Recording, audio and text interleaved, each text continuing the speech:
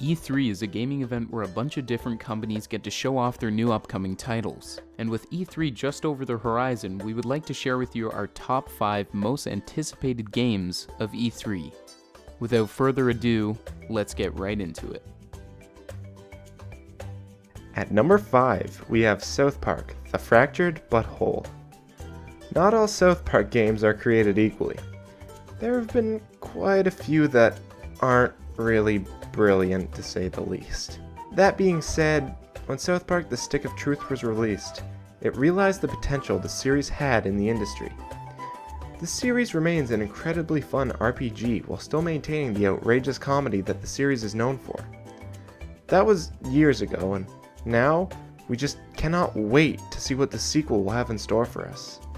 What we do know is that if it's anything like its previous entry, it'll be nothing short of a total blast.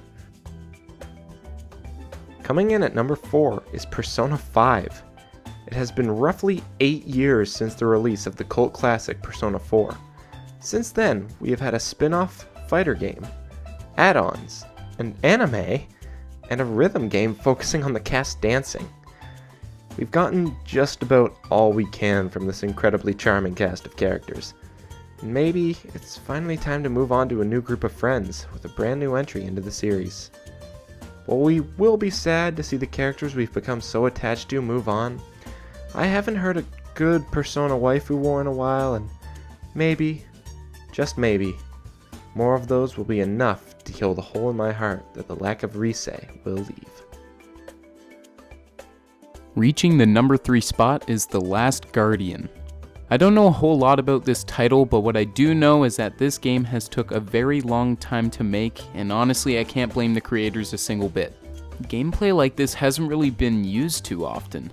Instead of being the person doing everything, you work as a team with your pet, which appears to be a giant dog-bird hybrid, scaling buildings and solving puzzles. Not to mention the graphics look absolutely beautiful and the world looks massive. There's so many questions I have when it comes to this game, and I'm hoping they'll all be answered at this event. Our second most anticipated game at E3 is the Final Fantasy VII Remake. Now I want to start off by saying this game is not confirmed for E3 whatsoever, but there are rumors. Now I personally have not played Final Fantasy VII, but I've played others in the series, and honestly I'm surprised this game wasn't remade sooner with how popular it is. The graphics look amazing, but most importantly, it looks as if the battle mechanics have changed, and I'm not sure how I feel about that.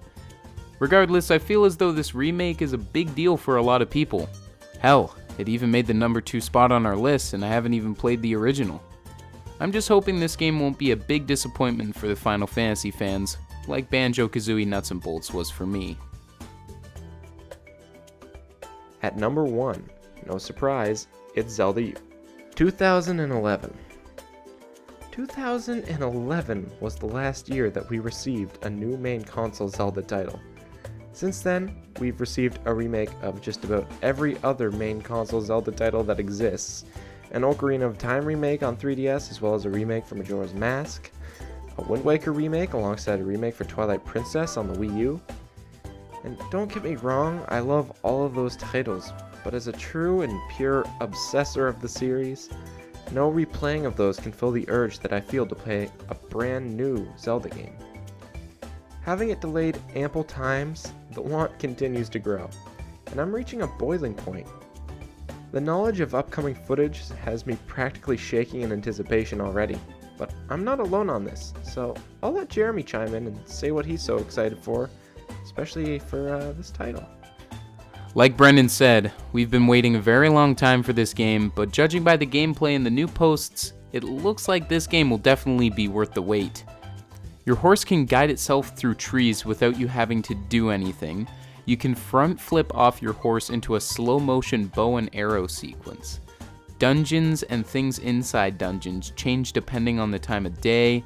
Some of the enemies look ridiculous, and the world is without a doubt the biggest yet in the series, which could open up possibilities for a lot of adventures and side quests. It's no surprise that we're both very excited for this game, But we are hoping for this game to be one of the best, if not the best, in the series with the amount of time we've had to wait. Hey, we hope you enjoyed this top 5 video. Me and Brennan are going to try and get one of these out every other weekend, being Saturday or Sunday, to give you guys something else to watch rather than just Let's Plays. Tell us what you liked or disliked about the video, and what we could improve on. Thanks for watching, and we'll see you guys in another video. Peace out.